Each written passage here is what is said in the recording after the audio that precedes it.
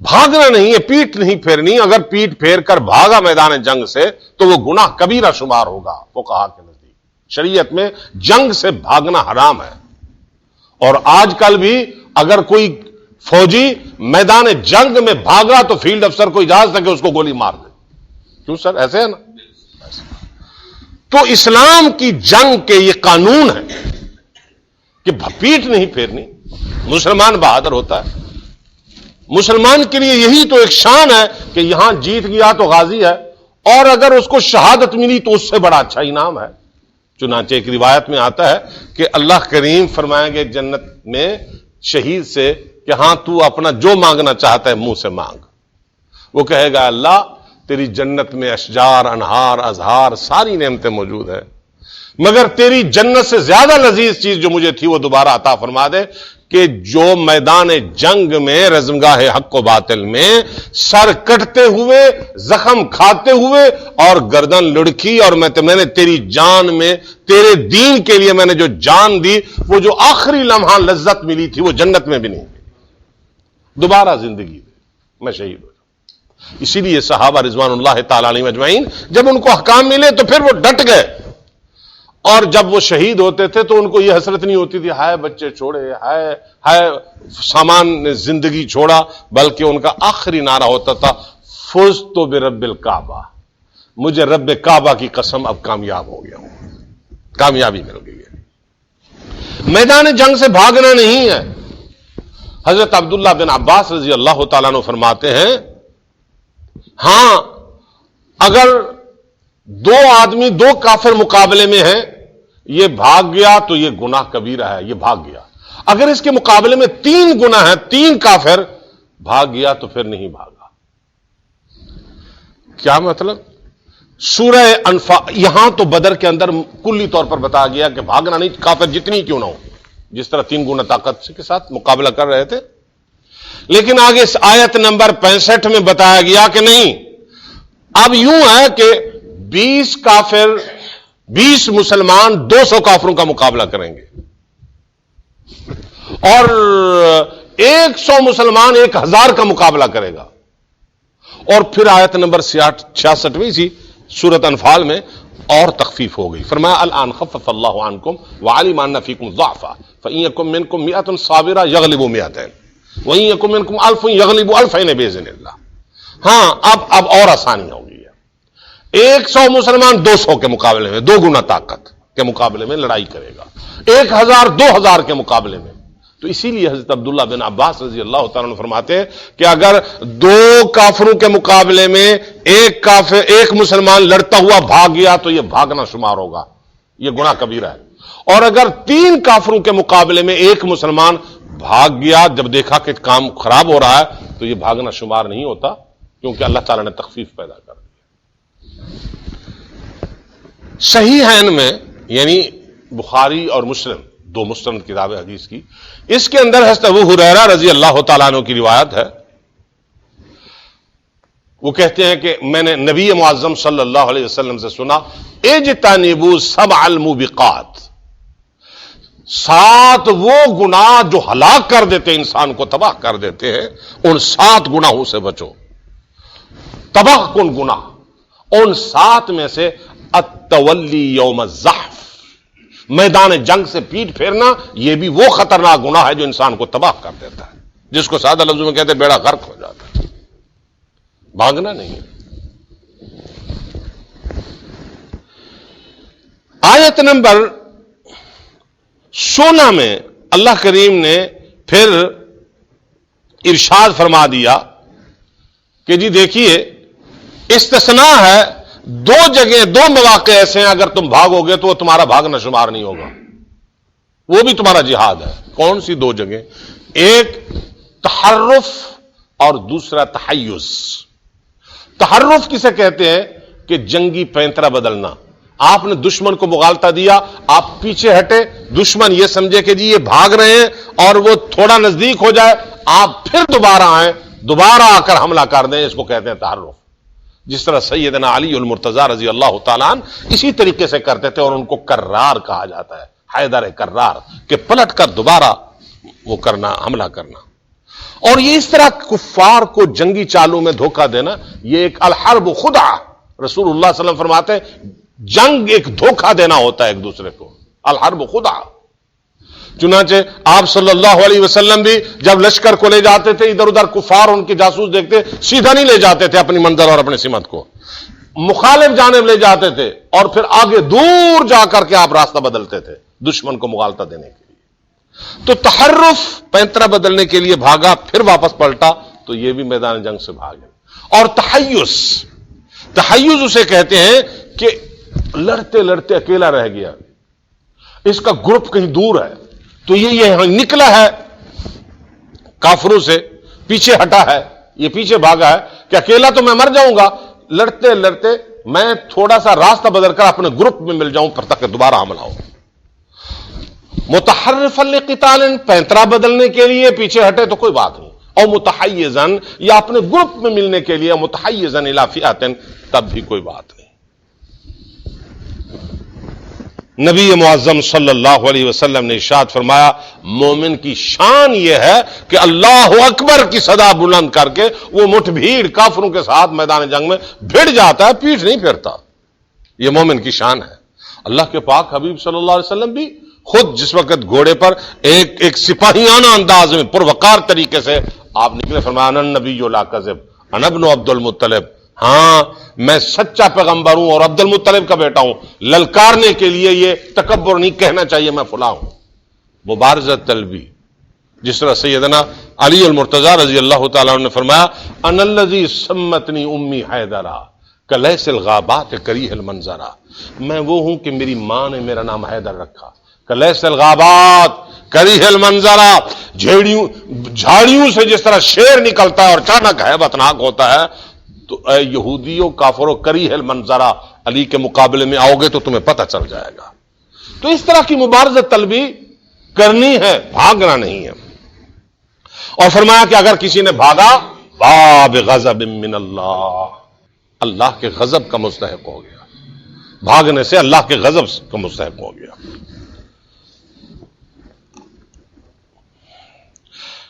آگے ارشاد فرمایا کہ جی دیکھیے آپ لوگ جب قتال کر رہے تھے، جب جنگ سے فارغ ہوئے نا، صحابہ ہوتے ہیں اپنے اپنے کارنامے بیان کرنا کہ جی ایسا ہو گیا تھا فلاں، ہمارے حضرات بھی جب ریٹائرڈ واپس آتے ہیں تو پھر اسی طرح ہوتا ہے جی میں نے ایسا کیا تھا، میں نے فلاں ایسا کیا فلاں، تو جنگی کارنامے اور اپنی بہادریاں بیان کر رہے ہوتے ہیں۔ تو صحابہ کرام نے بھی آپس میں بیٹھ کر جنگی کارنامے بعد میں بیان کیے کہ جی ایسے ہوا تھا، میں فلاں جگہ تھا، میں فلاں جگہ۔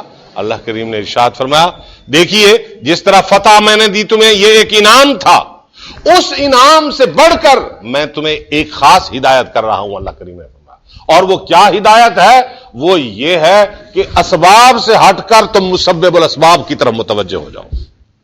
فلم تقتلوہم ولکن اللہ قاتلہم، آپ اپنے کارنامے کے جی میں نے فلاں کو مارا، آپ نے نہیں مارا، ولکن اللہ قاتلہم، اللہ نے قتال کی، اللہ نے مارا۔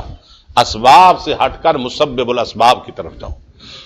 قوت محرکہ، اصل طاقت وہ اللہ تعالیٰ کے پاس ہے۔ اسباب بے شک ضروری ہیں، مگر اس کے لیے اسباب میں طاقت پیدا نہ اور تاثیر پیدا کرنا بھی اللہ کا کام ہے۔ اب دیکھیے آگ کا کام ہے الحرق، جلانا، جلانا۔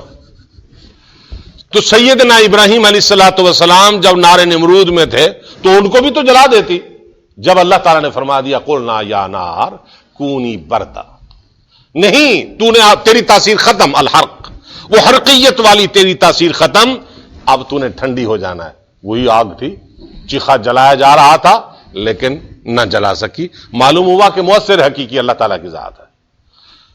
چھری کا کام ہے القطع، کاٹنا، لیکن جب اسماعیل علیہ الصلوۃ والسلام پر ابراہیم علیہ السلام پیغمبرانہ زور لگا رہے تھے، چھری کے ذریعے گردن کاٹ رہے تھے، اللہ تعالیٰ نے حکم دے دیا کہ نہیں کاٹنا پیغمبر کی گردن کو، اب اس کی تاثیر ختم۔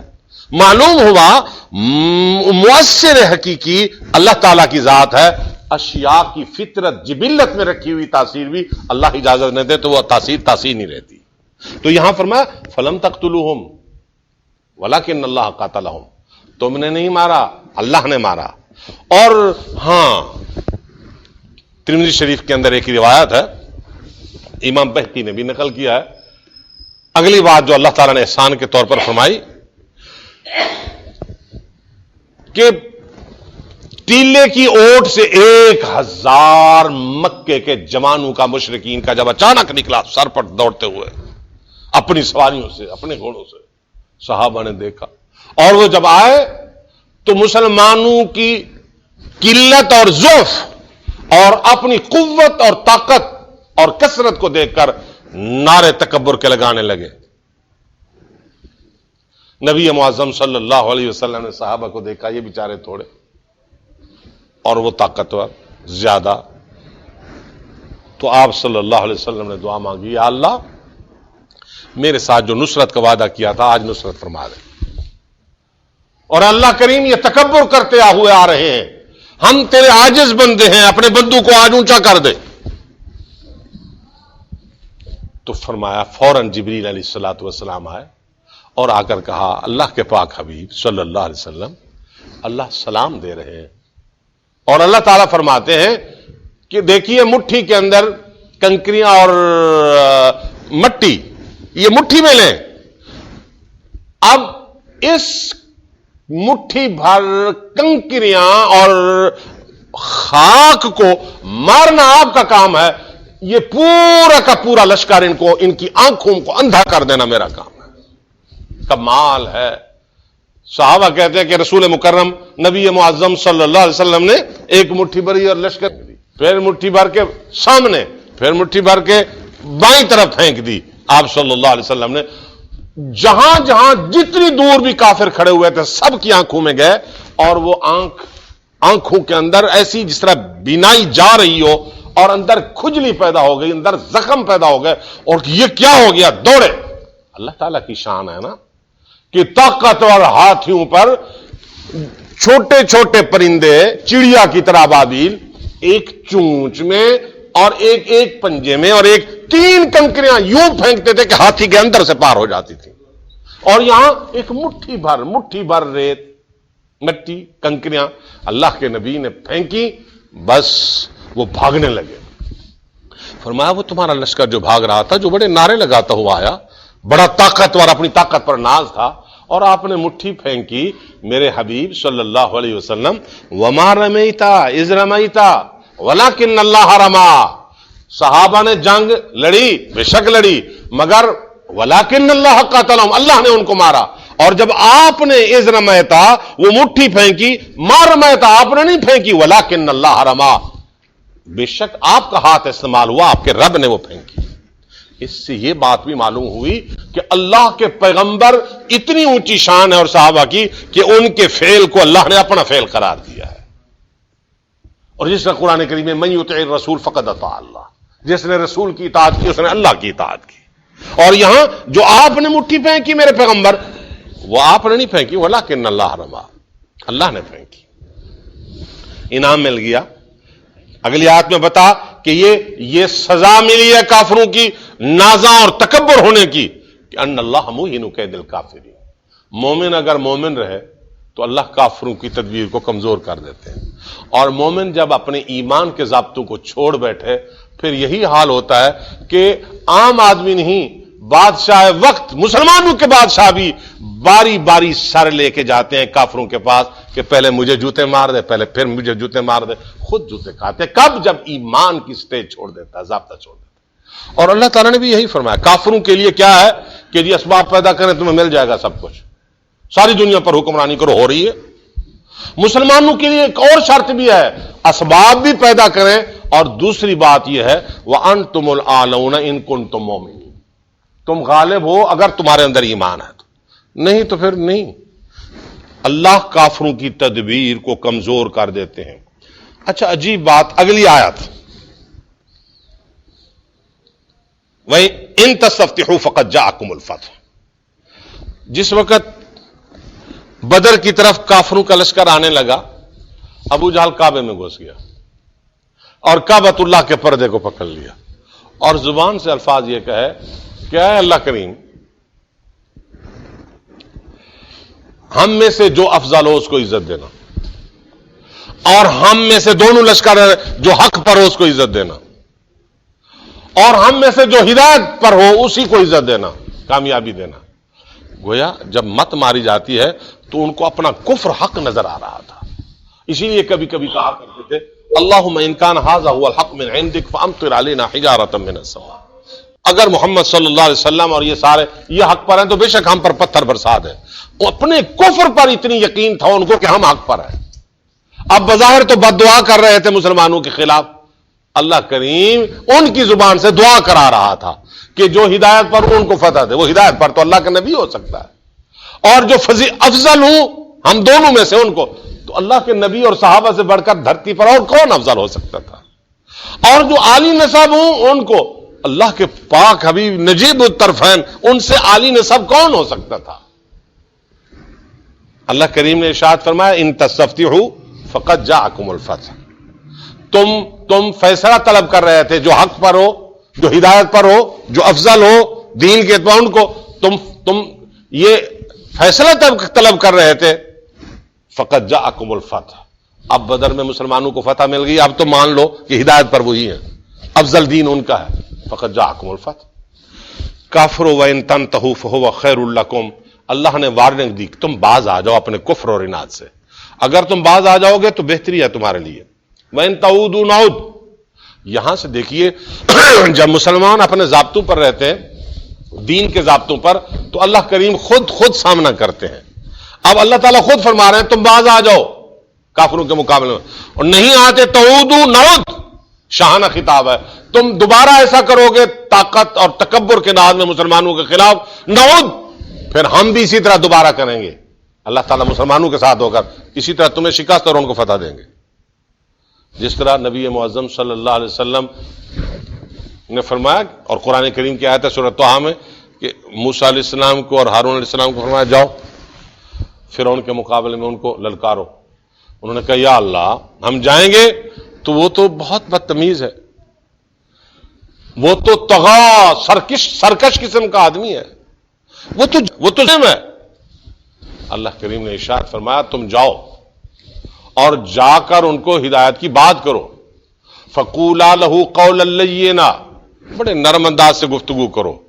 رہ گئی بات کہ جی وہ اگر بدتمیزی کرے گا، اسمع و ارا اننی معکما، اللہ نے فرمایا میں تمہارے ساتھ ہوں، اسمع و ارا، کیا کہتے ہیں میں سن لوں گا، و ارا کیسے ہاتھ اٹھاتا میں دیکھ لوں گا، اللہ کریم نے ارشاد میں ساتھ ہوں، اسمع و ارا میں دیکھ لوں گا۔ یہاں پر بھی یہی فرمایا کافروں مسلمانوں کے ساتھ کھڑے ہو کر جیسا اللہ فرما رہے ہو دیکھو تم باز آ جاؤ، اور اگر تم باز نہیں آتے وَإِن تَعُودُوا نَعُودْ، تم دوبارہ ایسا کرو گے میں بھی ایسا کروں گا۔ نعود جمع کا صیغہ ہے، شاہانہ انداز ہے، مسلمانوں کو ساتھ ملا کر اللہ کرے ہم بھی ایسا کریں گے، پھر یعنی فتح ملے گی مسلمانوں کو اور شکست ملے گی تمہیں۔ وَلَن تُغْنِيَ عَنْكُمْ فِئَتُكُمْ شَيْئًا وَلَوْ كَثُرَتْ، تمہاری جماعت تم کہتے تھے 1000، وہ 313، تمہاری جماعت تمہیں کوئی فائدہ نہیں دے سکتی، وَلَوْ كَثُرَتْ، اگرچہ زیادہ ہی کیوں نہ ہو۔ وَأَنَّ اللَّهَ مَعَ الْمُؤْمِنِينَ، اللہ کریم نے فرمایا قطعی فیصلہ یہ ہے ہمیشہ میں ایمان والوں کے ساتھ ہوتا ہوں۔ اور یہ دیکھیں آج کیوں کمزور، کیوں ذلت کے اندر، کیوں انحطاط اور قعر ذلت میں، کیوں زوال پذیر، اور ہر طرف سے مسلمانوں کی چیخیں اور فریادیں آ رہی ہیں، اور اللہ تعالیٰ فرما رہے ہیں وَأَنَّ اللَّهَ مَعَ الْمُؤْمِنِينَ، اللہ تو ایمان والوں کے ساتھ ہوتے ہیں۔ آج اللہ کریم ہمیں کیوں چھوڑ چکے؟ معلوم ہوتا ہے کہ مسلمانوں سے رب روٹ گیا ہے۔ عروۃ الوثقی قرآن کریم میں ہے کہ عروۃ الوثقی، اللہ کا دین مضبوط کڑا ہے، ہلکا ہے، اور عروۃ الوثقی سے مفسرین کہتے ہیں کہ یہ قرآن ہے، اس کے ضابطے اس کے اصول ہیں، اور حبل اللہ سے مراد بھی یہی ہے، یہ رسی واعتصموا بحبل اللہ، فرمایا حضور اکرم صلی اللہ علیہ وسلم نے اس کا ایک سرا مسلمانوں کے پاس ہے، ایک اللہ کے ہاتھ میں، اور جب اللہ کے ہاتھ میں اور یہاں مسلمانوں کے ہاتھ میں ان اللہ مع المؤمنین، اللہ ایمان۔ ہاں جب مسلمان یہ نچلے والا سرا ہٹا دے گا، ہاتھ چھوڑ دے گا، اللہ کی طاقت ختم ہو جائے گی آپ کے ساتھ، اللہ کی مدد معیت ختم ہو جائے گی، نصرت ختم ہو جائے گی۔ فرمایا ضابطے میں رہو گے تو میرا اصول ہے وَأَنَّ اللَّهَ مَعَ الْمُؤْمِنِينَ، اللہ تعالیٰ ایمان والوں کے ساتھ ہے۔ اللہ ایمان کے ضابطوں پر ہمیں قائم رکھے اور اسی پر موت دے۔ اللہم صلی علی محمد عبدک و رسولک۔ استغفر اللہ۔